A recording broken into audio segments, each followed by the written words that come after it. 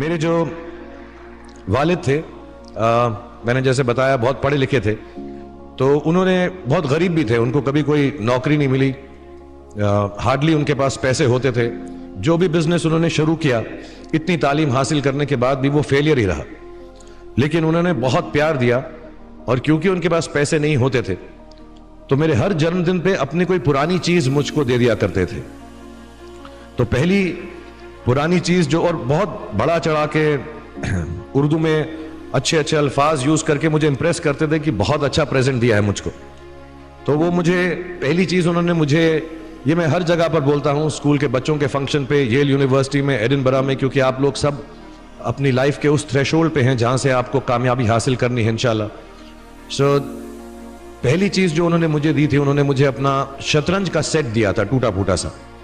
वो शतरंज हर रोज खेलते थे। हनुमान मंदिर के जो हेड प्रीस्ट थे, पंडित थे, उनके साथ रात को जाके मेरे वालिद जो हैं शतरंज खेलते थे। और उन्होंने मुझे कहा कि शतरंज से आप जिंदगी के बारे में बहुत कुछ चीजें सीख सकते हैं। पहली ये कि कोऑपरेशन और साथ मिलजुल कर काम कैसे करना है। दूसरी ये कि जिंदगी में आगे बढ़ने के लिए कभी कभी पीछे भी हटना पड़ता है।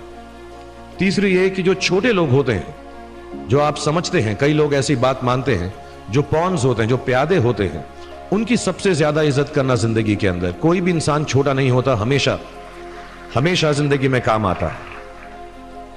और कामयाबी हासिल करने के लिए आखिरी बात शतरंज ये सिखाती है हमको कि कभी कभी जिस चीज से सबसे ज्यादा लगाव होता है, जैसे रानी से अमूमन हो जाता है, कभी कभी उसे भी सैक्रिफाइस करना पड़ता है आगे बढ़ने के लिए।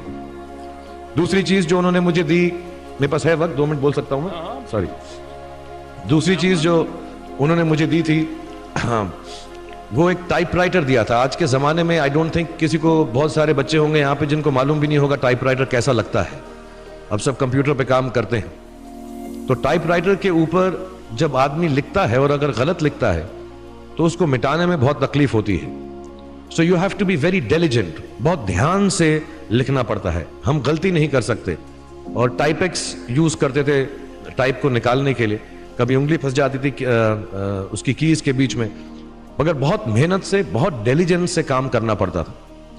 तो जब मैं उस पर टाइपिंग सीखा स्कूल में कॉमर्स करते वक्त, so the only thing I realise is that practice makes you perfect. तो जो भी काम आप जिंदगी में करें उसको डिलिजेंस से करें, ऐसा करें कि कोई गलती ना हो, अपना पूरा दिमाग लगाकर करें, सोच समझ कर करें, ऐसे करें कि यह काम जिंदगी में आपका पहला काम है और इसके बाद आपको मौका नहीं मिलेगा, और शायद यह काम आपका जिंदगी का आखिरी काम है, इसके बाद फिर मौका नहीं मिलेगा।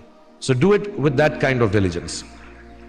तीसरी चीज उन्होंने मुझे एक कैमरा दी थी, क्योंकि बहुत गरीब थे, वो कैमरा चलता नहीं था बिल्कुल भी, सिर्फ उसके व्यू फाइंडर से बड़ी अच्छी अच्छी तस्वीरें दिख जाती थी, लेकिन खिंचती बिल्कुल भी नहीं थी।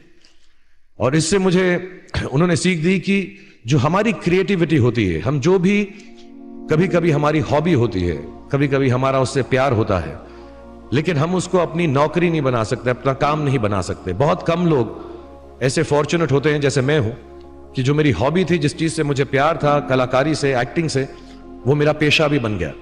अमूमन ऐसा होता नहीं है।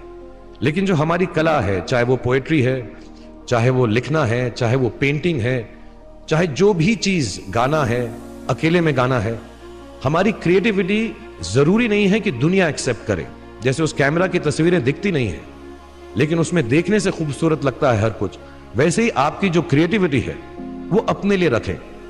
क्योंकि जिंदगी में कभी ना कभी, कहीं ना कभी ऐसा मुकाम आएगा जब आप बहुत अकेला फील करेंगे। हो सकता है दुख का समय भी आए, उस वक्त आपकी जो क्रिएटिविटी है वो आपकी सबसे अच्छी दोस्त होगी, दुनिया उसको माने या ना माने। मैं बहुत खराब पोएट्री करता हूं, लेकिन जब भी दुखी होता हूं तो लिख लेता हूं। सराफ साहब से मैं अब सीखना भी चाहता हूं। मैं रेखता पे जाऊंगा, मुझे लगता है ये कमाल की साइट है, थोड़ी मैं शायरी वगैरह सीखूंगा। मेरी शायरी बहुत खराब है कि हमने तुम्हारी याद में रो रो के टब भर दिए, वो आए और नहा कर चल दिए, इस लेवल की पोएट्री है। लेकिन जब दुख होता है, ये भी बैठकर जब लिखता हूं तो बहुत दिल को शांति मिलती है। आखिरी चीज मेरे वालिद जी ने मुझे दी थी, वो दोनों मिक्स है। मैं जल्दी खत्म करता हूं क्योंकि आप लोगों के पास वक्त नहीं है, आप लोगों को अपनी डिग्रीज लेनी है, सोच रहे होंगे इतना वक्त जाया कर रहा है हमारा ये। तो मैं जल्दी से बताता हूं। एक, उन्होंने मुझे कहा एक सेंस ऑफ ह्यूमर हमेशा रखना जिंदगी में। हंसते हमेशा रहना, एक चाइल्ड लाइक इनोसेंस जरूर रखना। जैसे एक छोटे बच्चे की जो एक इनोसेंस होती है, जो उसका दुनिया की तरफ जो नजरिया होता है बड़ा इनोसेंट सा होता है, उसमें कोई खामी नहीं होती, गलती नहीं होती, अभी दुनियावी बातें नहीं आई होती, तो वैसे ही रखना। कई बार बचपन में मैंने जब बदतमीजी की या कोई गलत काम किया तो उन्होंने सेंस ऑफ ह्यूमर से मुझे बचाया। और जिंदगी भर अगर आप अपने ऊपर, अपने हाल पे, दुनिया पे, क्योंकि लोग आपसे हर कोई बात कहेंगे, अच्छी बात भी कहेंगे, बुरी बात भी कहेंगे, क्योंकि लोगों का काम है कहना। अगर आप उसको एक सेंस ऑफ ह्यूमर से देख सकेंगे तो जिंदगी जो है बहुत बेहतर रहेगी।